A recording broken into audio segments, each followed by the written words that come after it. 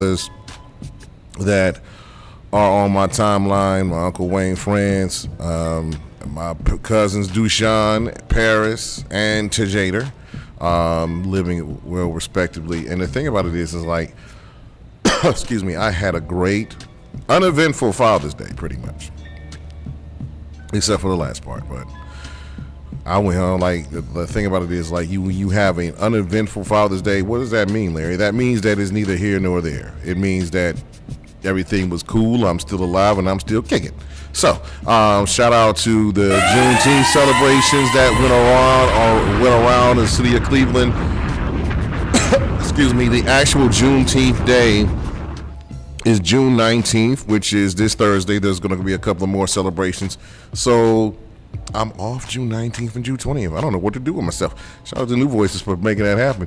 But also, shout out to everybody that celebrated Juneteenth downtown in Marcy. Shout out to Kimmy's house, Kimberly Clay that had something at Woodhill Luke Easter. And shout out to everybody that made it peaceful. We had the No Kings protests, however, with people protesting the president's birthday march, Trump's birthday thing, excuse me, in Washington, D.C. And the thing about it is like 20,000 showed up to Trump's birthday thing, and the Army and the Navy and the Air Force and all them people that were marching for his birthday, that cost $50 million in taxpayer money, first of all. Second of all, only 20,000 people showed up to that. Meanwhile, 10 million people around the country protested against the president. That's funny. That's real funny. 20,000 to 10 million. Math ain't mathin'. Speaking of the math ain't mathin', we have some local news. Cleveland Heights Mayor Khalil Sharon is not running for re-election because he did not get enough signatures after the controversy that he's been causing in Cleveland Heights. Of course, you need signatures to be on the ballot, period. So there's some more signatures that are happening in the Cleveland City mayoral's race. Laverne Gore will take on incumbent Justin Bibb, who's seeking re-election in the city of Cleveland. Let the games begin. Speaking of which, I have my friend in the house. We gonna talk more about his book. He's inspiring everybody with an Inspire Me moment. So the Human T-Rex on the ones and twos right about now on WNRV 108.1.com. Nerve DJs, where we get on your nerves. Excuse me, let's play this song right about now. This is his prerogative to bring you the Inspire Me moments right now. That's why I'm playing this right now. I had to bring the horns in. Please welcome my good friend, Mr. Anthony Harris Brown in the house. Yes, sir. Pull that mic towards you, man. Okay, pull the mic towards me. What's really good, everybody? What's going on? It's your boy, it's your cousin, it's your uncle, it's your best friend. I'm here. I'm live. I'm in person. What's up? Hey, I'm here for it. I know you are. So the thing about it is, first of all, how was your Father's Day? How's it getting all that bad? Listen, I woke up and I'm walking on sunshine. It was an absolutely amazing day. My son actually lives in New York. I call him my man-child. Mm-hmm. Yes, so I got a text message from him on that Friday, and it says, "Hey, Dad." So whenever I get a text message that says, "Hey, Dad," I know it's going to cost me. Don't get me wrong. It's like that with everybody.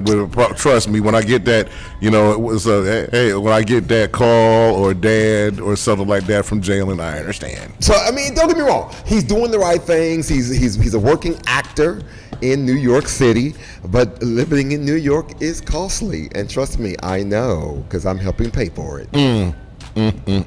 So I'm just waiting for that moment. I'm waiting for that moment, that big break, that opportunity. But in the meantime, we're going to just continue to encourage him and support him and inspire him to make sure he's making the right decisions. That's what's up, and that's what the title of the book, Inspire Me Moments. And you can see, if you're looking on YouTube or my Facebook, you see it, the display. You see it, and you see the background with the man's face on it. We outside. We here for it. So what may it's gonna be a lovely day. It's gonna be lively. Larry, it's been a moment since we had a chance to sit and chat and talk to each other. Let's talk about it. Okay, let's talk about your book first of all. What made you write this, man? Oh my gosh. So first of all, this has been a journey just to write this book. I started writing this book back in 2021, 22. It all started with my weight loss journey. And I started documenting it. I started vlogging and things of that nature. And people kept asking me, Anthony, how did you lose so much weight? What was the process? What was it like? What did it feel like? And I'm like, I don't know. Go watch the video on Facebook or YouTube. And then one of my co-workers, Audra Woods, her and I worked together at the Cleveland School of the Arts. She said, Anthony, you need to write a book. I'm like, who's going to read my story? Trust and believe. Somebody will read the story. And so it just started manifesting itself from there. And I just took a break and I put it down. And I'll write it for a moment. And I'm like, I don't want to do this anymore. But then something happened. I decided to pick the book back up again this school year. I said, you know what? On top of everything else I was doing, I worked for Cleveland Metropolitan School District, right? That's a challenge one in itself. Okay, and then I also work for another organization called Profound Gentlemen, which is all about helping men of color educators in Ohio. And on top of that, I was also back in school at the Clark Atlanta University. And so on top of all that, I decided, let's pick up the book. Really? And I was doing all of these things simultaneously. Did you have time for anything else? I took a break from theater. You know, for some people might know me or remember me from Kiruma House or some other theaters here locally. So I took a break from all that to focus on school and the book and work and the school campaign that we passed earlier this year. So thank you for all those who are Cleveland residents who helped pass issue 29. Thank you. I know it's a little late, but still, thank you. No problem. But now we are in a new place where we're building brighter futures with CMSD to kind of right size and do better for our scholars. But with all that, I decided I was going to write the book. So I did that, put it together. I was actually in a men's session. I was going to do a fatherhood table talk with CMSD, and one of the fathers said, it'd be great if we had a book or a resource that we could work from and work through as we sit and have these monthly conversations. And I said, okay. That's your book. Challenge accepted. Exactly. Exactly. So what made you name the book Inspire Me Moments? Well, I named the book Inspire Me Moments because during my therapy, and listen, part of the book it talks about my own journey, right? And I talk about how after my father passed in 2018 and my mother passed away in 2020, I lost my mind.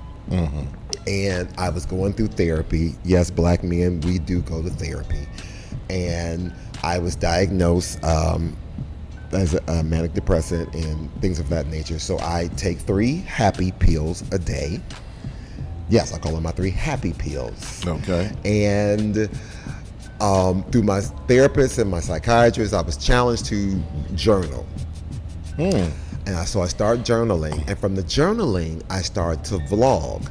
And so I would do, for 2 years straight, I would do what I call Inspire Me Moments. I would do a 60-second video clip about some type of inspirational moment. But I was really doing it for me, not realizing that other folks were also watching it and being blessed or benefiting from what I had to say in 60 seconds.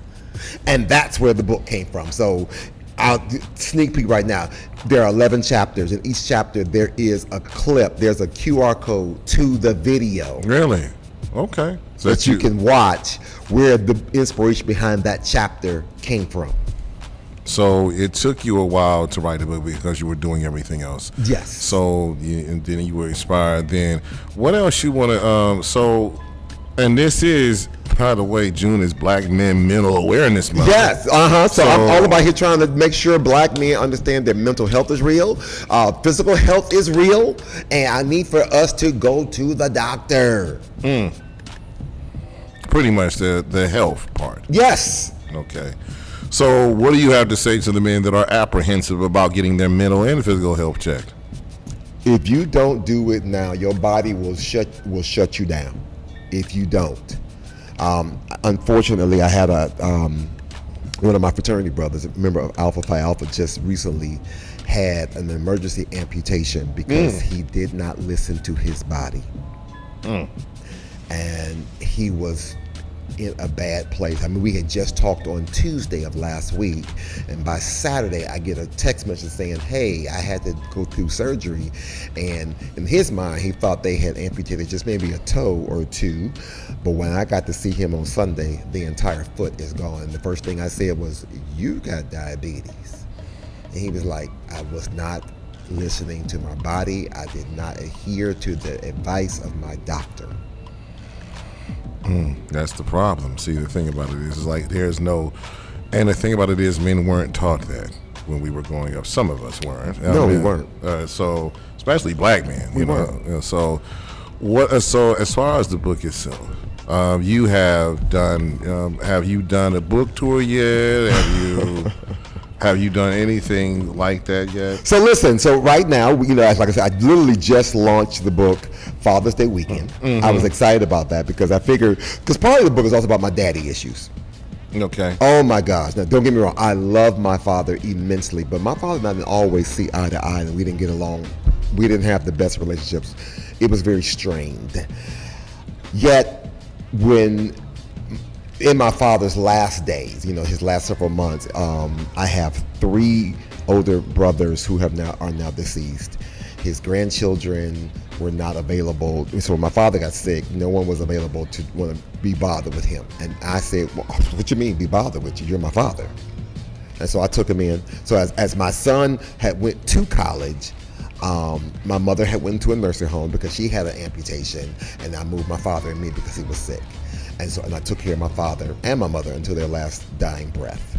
And so with that, we had a chance to reconnect in those last 6 or 7 months, to really connect. And from there, but I still talk about the trauma that I had to experience or endure growing up with this man.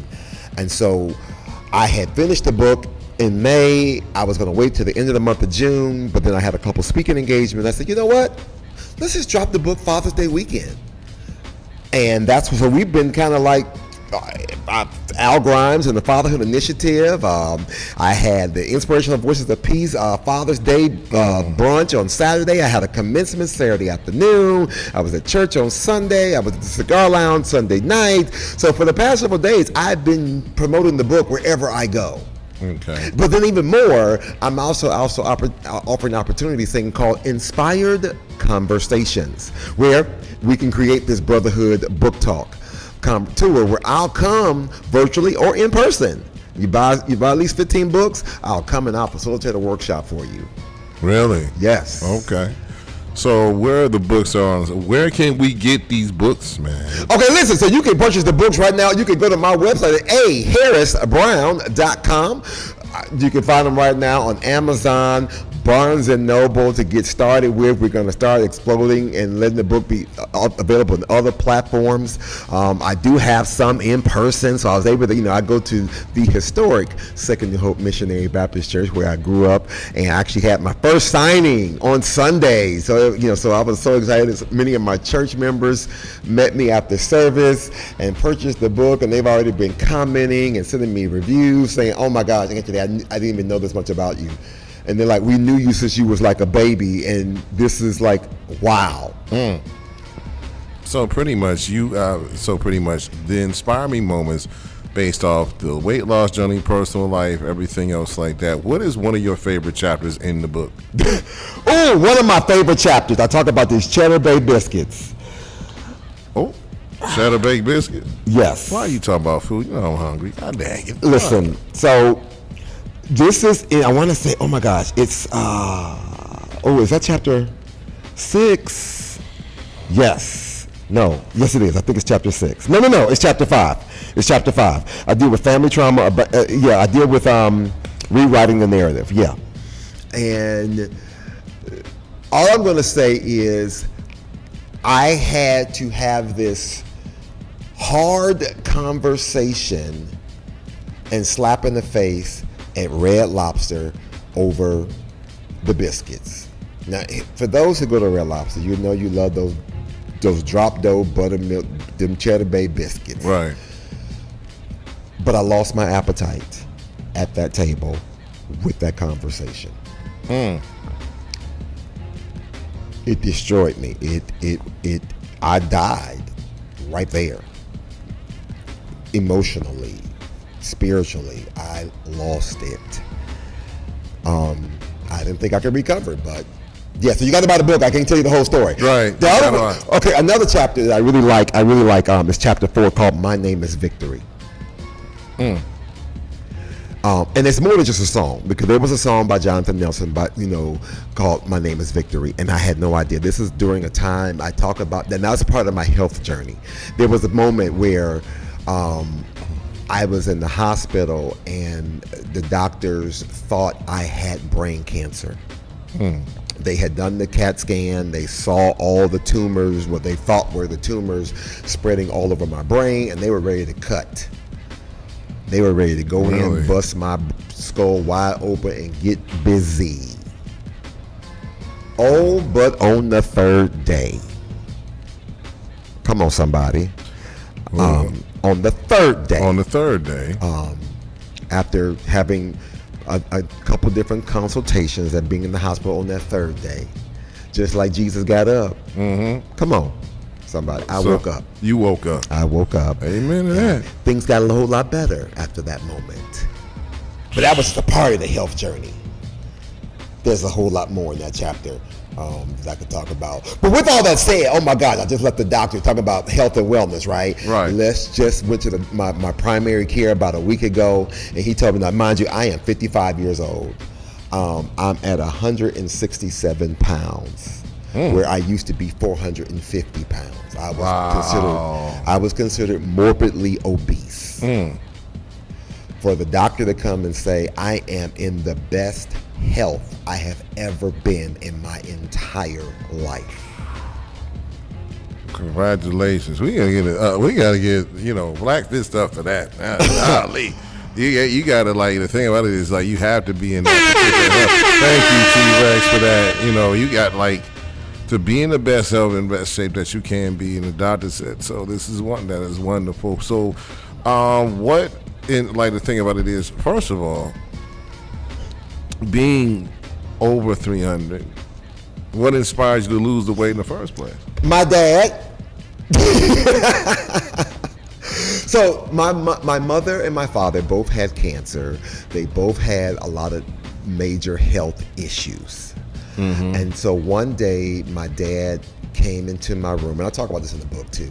My father came into my room, and I would love these moments. He would just come and sit in my bedroom door, and he pulled up a chair, and he was like, do you want your son to take care of you like you're taking care of us? And that was a eye-opener, slap in the face moment for me. I'm like, oh snap. I was headed down that same, I had all of the ailments. I was pre-diabetic, I had hypertension, I had the cholesterol, I had the gout, I was overweight, I had sleep apnea, I had asthma. I mean, I had all of the things. All of them. And I was headed down that same path, and the stress of, taking care of my mom and my dad, and, then my son was in college, and I was divorced. I didn't know what to do, and I was just losing it. And he had to just kind of hit the reset button for me, and I was like, no, I don't want him to have to do that.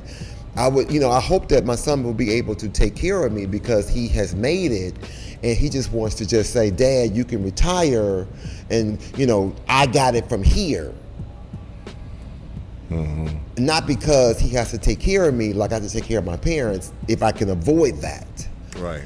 And that's what kind of started that journey. And I just said, I got to do something different, and I got to just take that first step and do something different. Okay.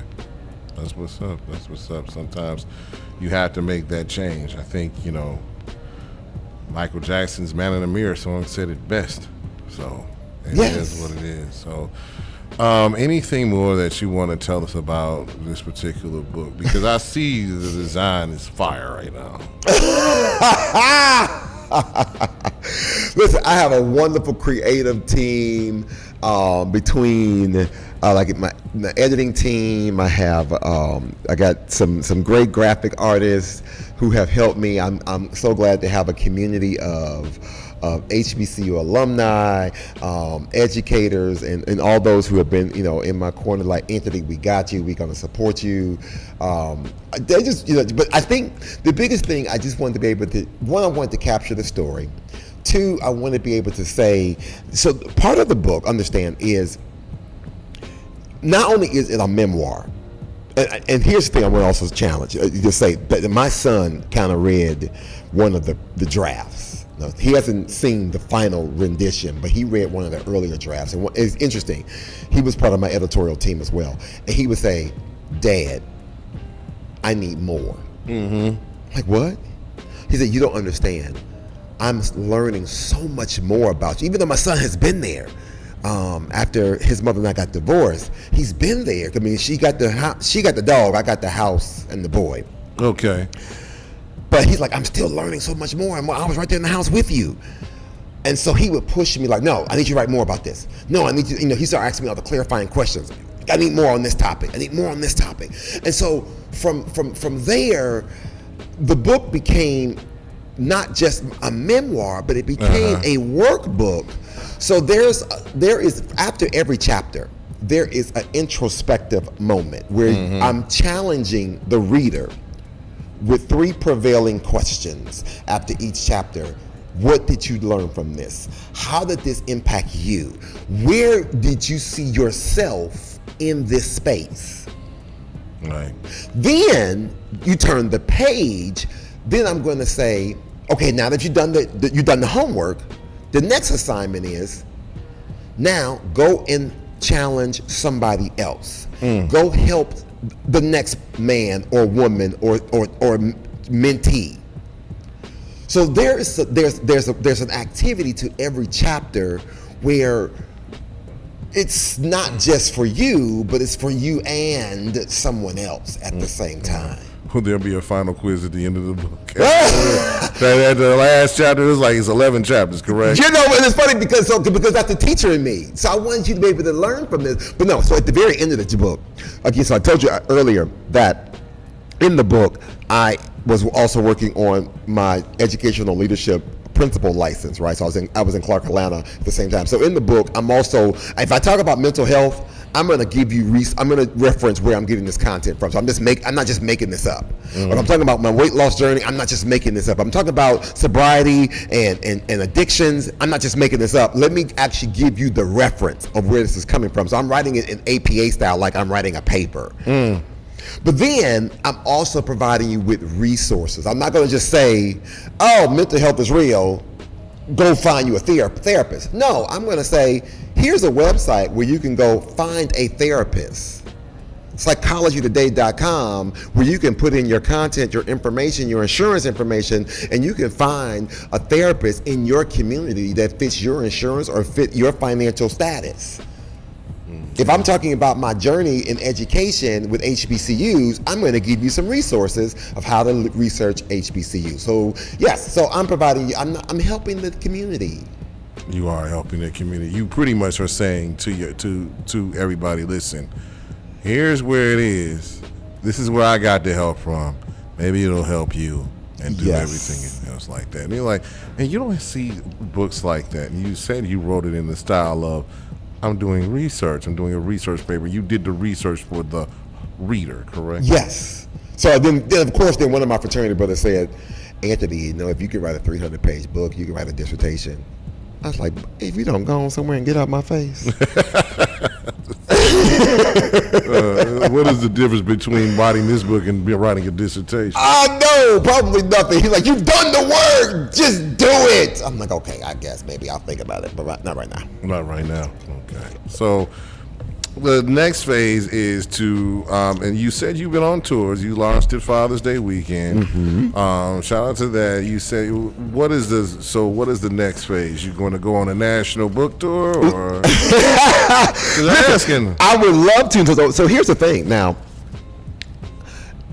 I have already been approached by a couple different organizations about doing like a workshop of some sort at 2 different national conferences already. So everything that I say, do, breathe is about the book, because there's a fatherhood moment, there are family engagement moments, there's education moments, there's mental health moments, there's physical health moments. So I can find a space in the book that probably can relate to a many different things. Like even, for example, thinking about what chapter is it? Is it chapter 11? Yes, I think chapter either 10 or 11. Chapter 10, where that chapter relates to more so like parents and students. So I was able to lean into that chapter when I did the commencement speech for the Cleveland High School for Digital Arts. So there may be something I can tie in somewhere. And also what I like about what I did in the book, at the very beginning, I have a section called How to Use the Book. So I give you a quick synopsis of what the chapter is about, and also give you some subjects. So if you're looking for something dealing with mentorship, legacy, leadership, gratitude, that's chapter 10. If you're looking for something that's dealing with grief, forgiveness, emotional healing, that's chapter 6. So I kind of give you some, so you don't have to read the book in order. You find the chapter that resonates with you, and start there. So you can start, you don't have to start from chapter 1, you can start anywhere. Exactly. And then it's in the chapters, pretty much, at this particular point in time, as I'm looking here, and this is pretty much chapter 1, the moment I chose me. Exactly, because so often we are loyal to everybody else, right? We are loyal to our jobs, loyal to our family, loyal to our organizations, but when do we take a moment to be loyal to ourselves? Put yourself first. I know it's that whole cliche, and everyone talks about the whole thing about being on the airplane and then when the mask drops. Right. But that is so true. I was putting everybody else, and I wasn't taking care of me. Like, what? No. And I'm not being selfish about it. I'm just keeping it real. Yeah. It's unfortunately that it actually happens like that, but unfortunately, that's what happens. I would like to go to chapter. We're going to talk about one particular chapter in particular when we come back from break. That's chapter 2, the cost of carrying it all. Ooh, sweet Jesus. Okay. The thing about it is we got to talk about that chapter, because I think that's what everybody's feeling at this particular time, with all the stuff that's going on in the White House. But we'll talk about that on break, which is right now. This is Bob Marley, The Sun. We'll be right back on the Headline Eye with my guest, Anthony Harris Brown. He tried to take over my show, y'all. We'll be right back on WNRV 108.1. This is WNRV 108.1.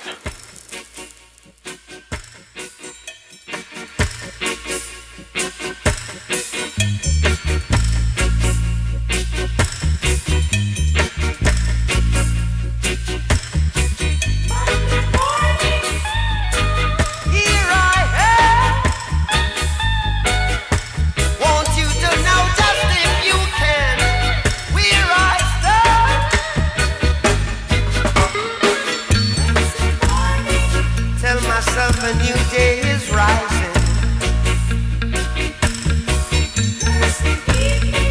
Get on the rise, a new day is dawning.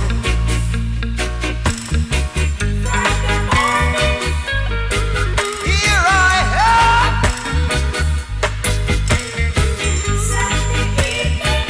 Want you to know just where I stand. When the morning gathers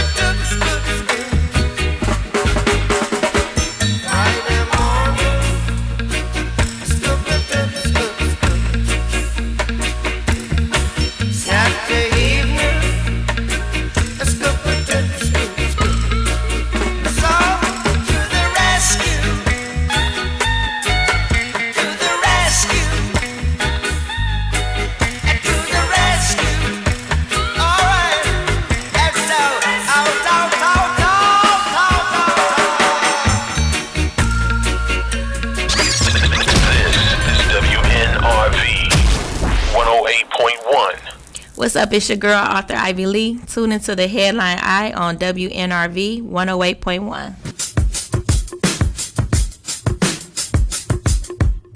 Looking for the perfect workspace? Office Lawson Solon has you covered. Whether you need a private office, co-working membership, or a virtual business address, we've got flexible options to fit your needs.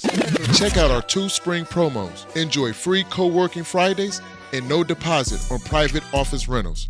We also offer month-to-month leasing for your ultimate flexibility. Visit office-loss.com or call 216-230-9258 to lock in your space now. Office Loss, where productivity meets flexibility.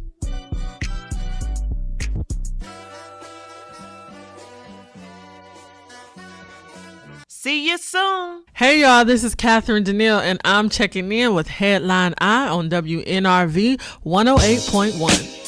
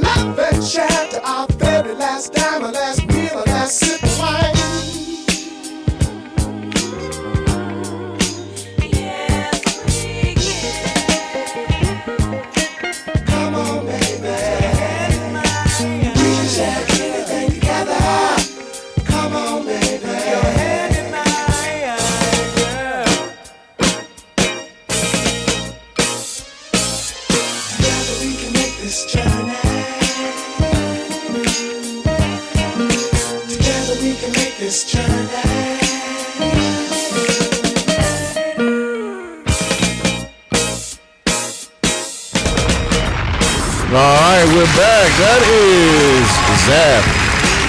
It's gonna be alright.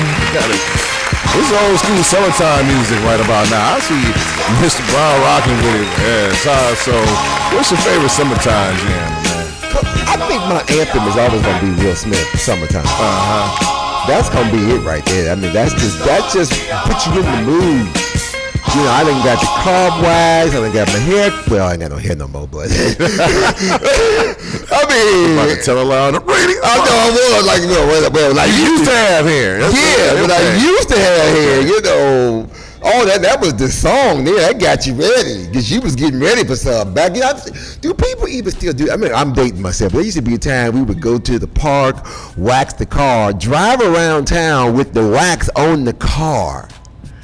To let it sit, then you go to another park and you took the wax off. Right, yeah. Oh, y'all don't know nothing about that. That's old school. Right? That is very much old school. So let me just say this, and before we go and go further on chapter 2, Governor Tim Walsh did not receive a call from President Trump after 2 of his representatives, one lawmaker, Representative Hortman, who was killed, and Hoffman, who was wounded.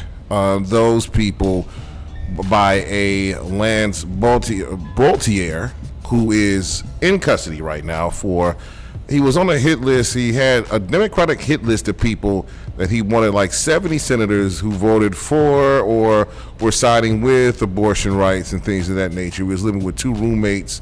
One of them said that he changed drastically, and now he's in custody. He was on the run, but now they got him. He might go to the Lions next week. And then Chantel Brown was also on the hit list. Really? Yeah. Chantel and Amelia Sykes. If I'm saying it correctly. Amelia Sykes, yes. Yes, they were both also on the list. So he was going to go. So pretty much, you hear that, T-Rex? Somebody was going to go after your favorite congresswoman. Yeah, that's my cousin. Yeah, Vance. She is. That's my listen. Brown and Brown. You ain't see me in the commercial? Yeah, I seen you in the commercial. I didn't know that y'all were related. Come on. Small world, isn't it? Come on. So Vance Boutier has been he is in custody. This is also, unfortunately, this Wait, is what's his name? Vance Bultier, Oh, what do he look like? white man, Oh, okay. like 65, See what I'm 64, saying? 65, yeah. See what I'm saying? Right. I ain't saying nothing, but I'm just I saying. know what you were about to say. I didn't say a word. I'm just saying. You always cause some trouble. Because had it been Right. Pookie and them, He would have been dead. We know. We already know. all right then. We had. There is no debate from me. You are talking to the. You are preaching to the choir. You are talking to the peanut gallery. There you go. So it's not. If he was black, if he looked like one of us, had our kinky hair, then he would have been dead. Gone. No questions asked. Yeah, we wouldn't even got a name. He'd been some unknown dude, like some unknown black dude. Like they would have gave his name. Oh yeah, we killed him. Shout out again to everybody who did the No King parades. Yes. In honor of my president, Barack. That's my president. Barack is. Because it was his birthday. We're going to celebrate his birthday, and we're going to just acknowledge the fact, like, no, you're not doing this. We're not having this king mentality. Sit down. Yeah. Somebody need to just and a lot of people who are sitting in the armed forces that the way that they were marching during that particular parade for President Trump, Orange One, they weren't really into it. It was interesting. I saw some aerial shots or just some crowd shots, and there was not much of a crowd. No, it wasn't. It was like no one's here. Like, what? We Yeah. wasted this money, and somebody could have had a job. Exactly. That part. So we, like I said, and of course, I would like to give another shout out. Last night, the Oklahoma City Thunder took a 3-2 series lead in the NBA Finals over the Indiana Pacers. And of course, the Orlando Magic and the Memphis Grizzlies made a big trade, getting Desmond Bane to Orlando for how many draft picks that they had to give up? Oh, never mind. Too many. Okay. Yeah, that's a lot. So, like I said, that Trump didn't call Governor Tim Walz because all this shooting happened in Minnesota. Didn't call Tim Walz. Tim Walz said, "Well, we need to just maintain America." Tim Walz was the Democratic vice presidential candidate going up against, with Kamala Harris going up against Trump and Vance, the House pet. But enough about them. Let's talk about Chapter 2.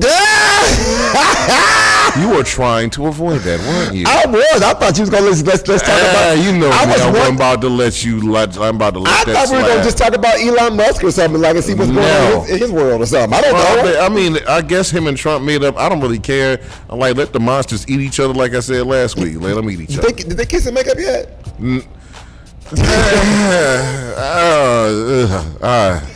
I'm about to Can't we all just get along? I don't know. I'm sorry. No. All right, Chapter 2. The cost of carrying it all. Yes, the cost of carrying it all. Like black folks had to carry this country. Wow. And the same black folks who had to build this country? Sorry. Yeah, free labor. We were free labor, otherwise known as slaves. But go ahead.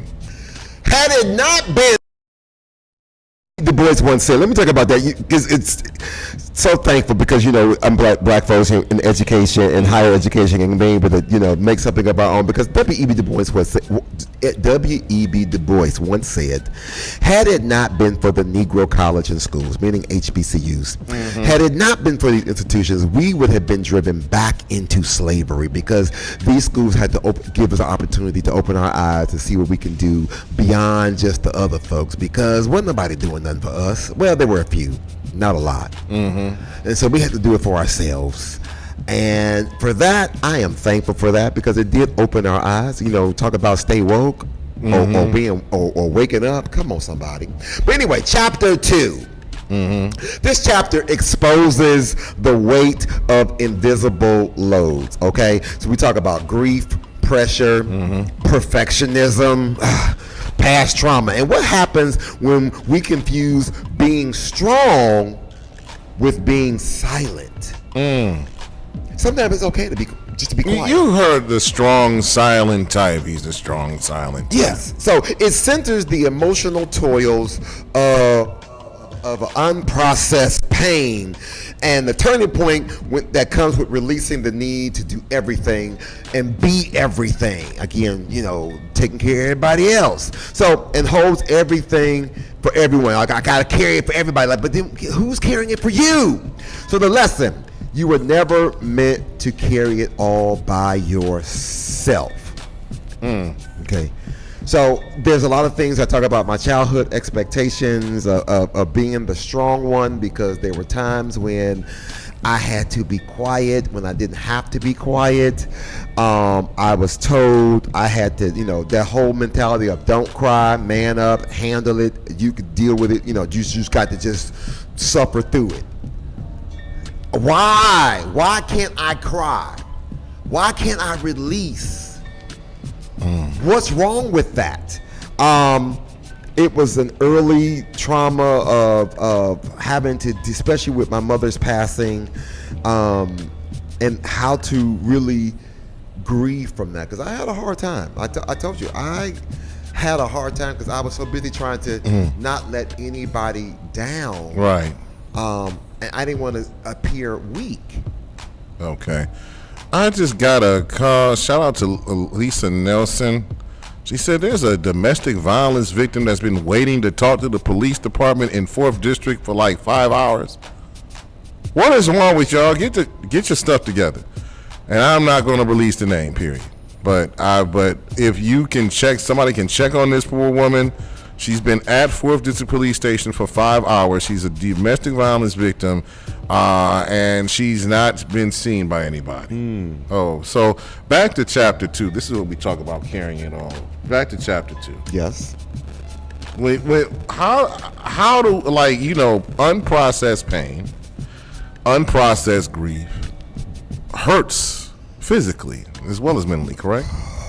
Yes. That's all I got to say is yes. And that unprocessed grief, pain, silence can be suffocating. It will consume you. It will take over your body, and it won't allow you to do anything else, to the point where I can't move, I can't breathe, I don't want to get out of the bed. Wow. And it just it burdens you. But understand that there is true strength in honesty. And sometimes and I was talking to a colleague today, and he was like, well, Anthony, sometimes people feel maybe somewhat a little offended by your honesty. And I said, I can't apologize for that. Right. I can't apologize for my honesty. Now, if you want me, if somebody wants to have a conversation with me and to help so you can understand my perspective, let's have the conversation. Right. But I'm going to say what I got to say. Please do. Unapologetically.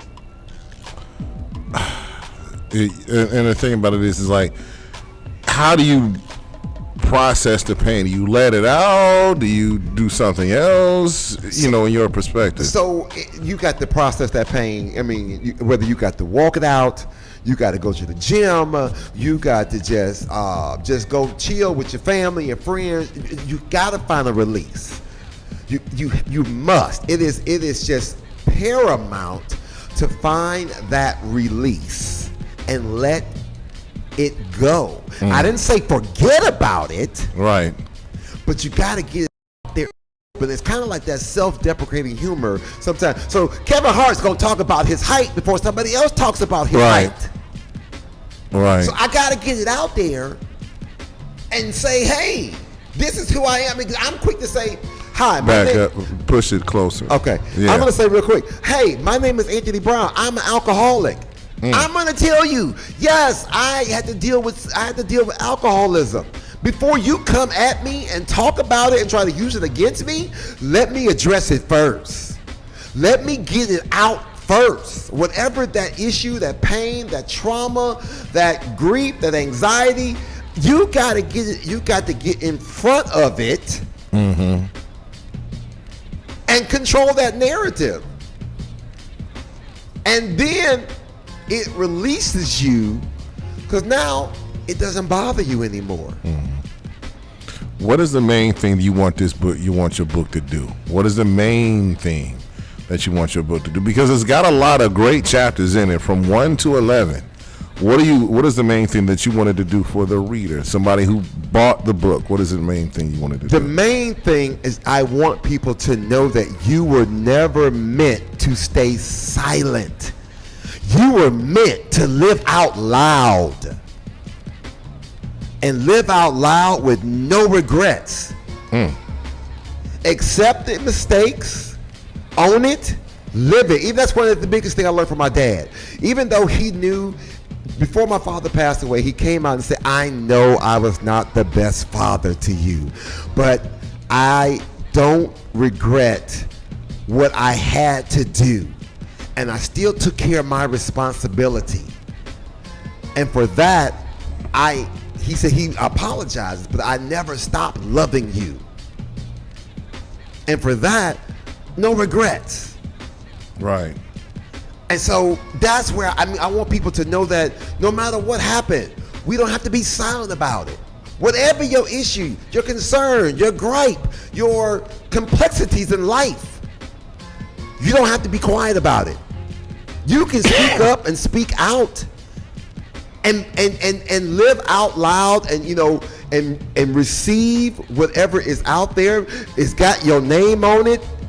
You woke up this morning because somebody's alarm clock is still going because they weren't in a position to turn it off. That's great. That's it right there. That's it. That's the post.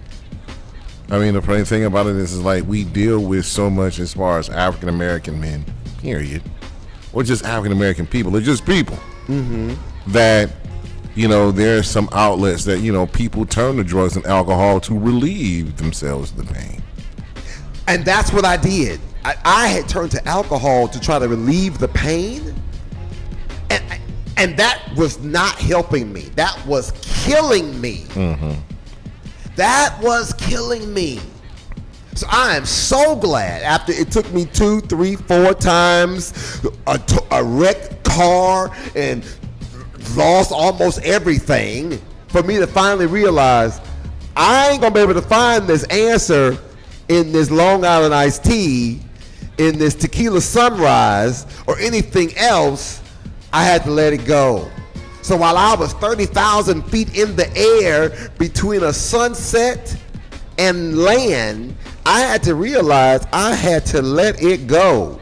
And I sat there on the Southwest Airlines coming from Atlanta, Georgia to Cleveland, Ohio, and said, as the cup was looking just as delectable as it needed to be, with the orange juice had just settled to the bottom of that cup, with the vodka sitting right on top, you could see the beads of sweat running down the side of that cup, and the ice just glistening ever so eloquently in that drink.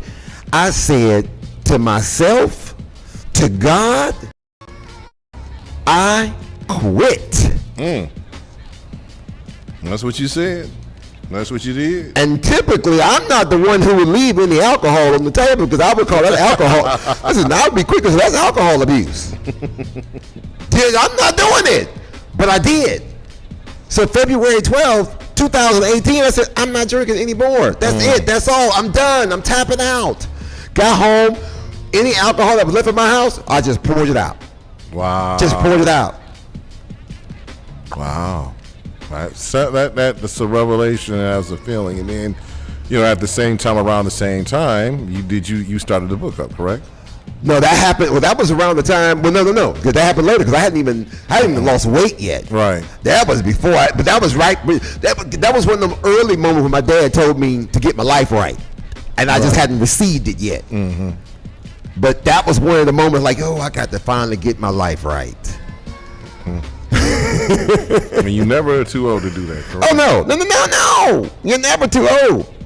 So that was a turning point. So there are moments in the book where, again, I talk about the fact that love the fact that, Fantastic Four is coming out real soon. And then my favorite superhero, Superman's coming out really, really soon. There are some correlations in the book to me being a superhero. And I remind myself and those who are reading it that you don't always have to wear the cape to save yourself. Right. Okay. Exactly. It's okay, but you got to learn how to save yourself before you can save some other people.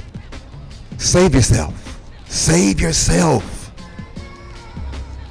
Exactly. So here's so on another note, speaking of save somebody's self and somebody that turns out you have had another news break. It was earlier that R. Kelly is trying to get out of federal prison because he had an overdose. He's staying in there, y'all. He ain't getting out. He tried. You tried it. How did you get the drugs inside the jail? But anyway. R. Kelly, listen, he probably got some baby oil in there too. I ain't even gonna hold you. You know what? That would be Diddy's thing, and then like he going through his trial. So it's like, listen, both of y'all, both of them nasty. Listen, they over there trading stories. They pen pals somewhere along the way. They trading something. I don't know what. I just don't. I don't want to know. That is funny. I don't want to know. I'm on the floor. I'm dead. I'm out. Take me out. Take me out. Take me out. I'm here. I'm here for it. Right. They trading something. I don't know what. What's the age limit? What is too old? I'm sorry. I took shots at both of them.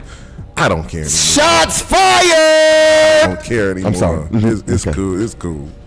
But the one thing that I'm gonna ask you, about this particular book is, who was the book dedicated to? Oh my gosh! Let's read it. Let's go. Wait, because it's in the book. The dedication. The dedication. Oh my gosh. So, as I read, the dedication to Anthony II. He's my son, right? Mm-hmm. My greatest joy and the reason I push forward every day. To the memory of my parents who shaped me, challenged me, and loved me unconditionally. Your lessons still guide me. To everyone who ever felt unseen, unheard, or unworthy, this book is for you. You are enough and you matter. And to the mentors, friends, educators, scholars, and brothers who have walked this journey with me, lifting me up when I couldn't see my own way forward. Thank you. That is so inspiring. By the way, this show, The Headline Eye, was sponsored by and brought to you by Office Laws. Office Laws out in Enterprise Parkway in Solon. If you want a virtual office, a regular office, if you want your LLC set up, please contact Office Laws. Look for the number. Shout out to Carmela Goodrum, who owns Office Laws. Make sure that you contact Office Laws. Check out their website. Not a shameless plug. It's an African-American business. And we believe that here. That's why Mr. Brown is here promoting his particular book. So how much is the book? So the book is $21.99. It's available on Amazon and Barnes & Noble. Or you can go to my website is aharrisbrown.com. Look, this book is perfect for men's groups, for fraternities, for sororities, for barbershop conversations, for brotherhood circles. You at the cigar lounge. It could be a group therapy session. You could read it individually. You don't have to read it in order. Just pick a chapter and go for it. So when you say you don't have to read you read the chapters in order. A lot of people are like, well, I'm gonna read chapter 1 first, then like you can start at the last chapter and go up. Yes. You can start in the middle. Yes. Because even though there might be a thought or two that connects chapter to chapter, but each chapter, it stands alone. It stands alone. So you can get a full context of what's happening in my life just by reading one chapter. That's pretty much unheard of. It's like if I start at chapter 1, I gotta go to the next chapter, but you can go to chapter 2 or 3. Yes. And then you can go to chapter 1. You can skip over a couple of chapters, correct? Yes, you can. Wow. So did you design it that way? I did.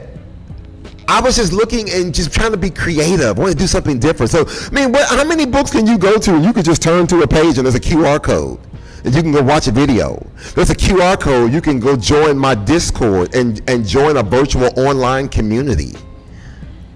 You want to shout out your team before we leave here? Shout out again to Brad Bowling from Code M Magazine, who wrote my foreword and one of my editors. To Audra Woods, Wilberforce University alum, editor. To my son, Anthony II.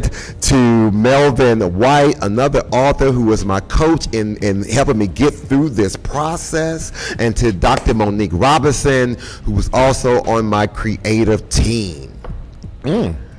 So this is more an autobiography of your life but to inspire others, correct? Exactly. Gotcha. And again, before we leave, how can they get the book? Listen, again, you can go to my website at aharrisbrown.com, and you can join the walk, join the journey, and you can be part of the movement where we live out loud with no regrets. Amen to that. Amen to that. So, for anybody that's struggling to write a book or do something with their life, any encouraging words for the audience tonight, Mr. Brown? Listen, if you want to write a book, we all have a story to tell. There is a story inside of all of us. Don't think it's a hard process. And that could be a whole nother show for a whole other day about the journey of just how to write a book. Right. I could talk about that as a whole nother thing because that was We'll bring you back for that. Yes. I'm going to bring you back for that because we don't know how you wrote this book. I don't read this.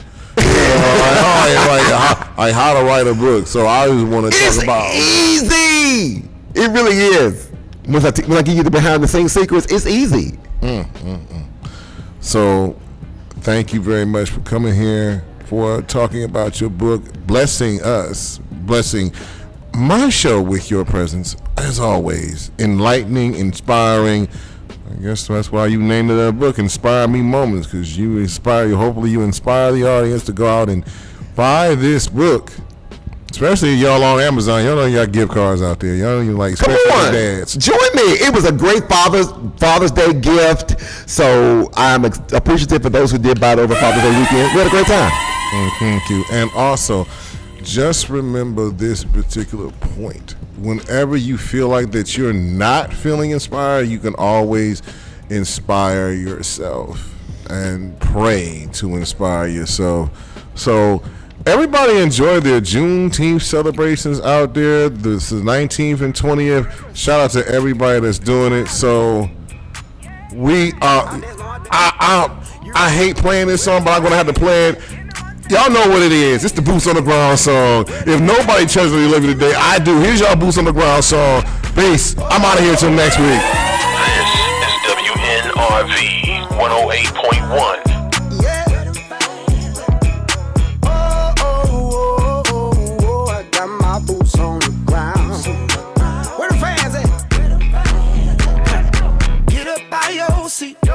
Let your body move. Cowboys and cowgirls, they're feeling the groove. Sipping on moonshine, fire barrel rolling. I'ma get behind that thing, girl, and hold it, hold it, hold it, hold it. Whoa, oh, oh, oh, oh. Got my boots on the ground. Yes, sir. Lord have mercy. Oh, oh, oh. Got my boots on the ground.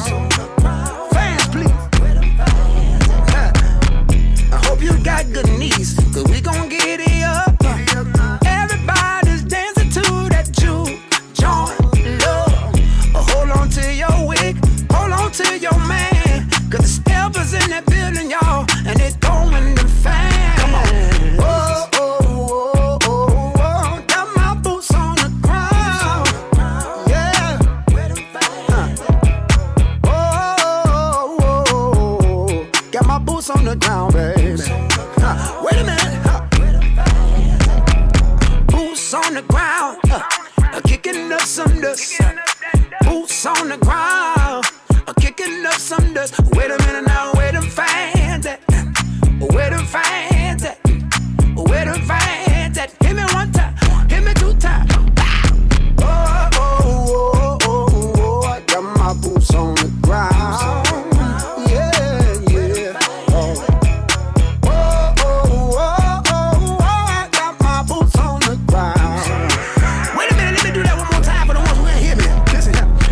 On the ground, kicking up some dust. Boots on the ground, kicking up some dust. Wait a minute now, where them fans at? Where them fans?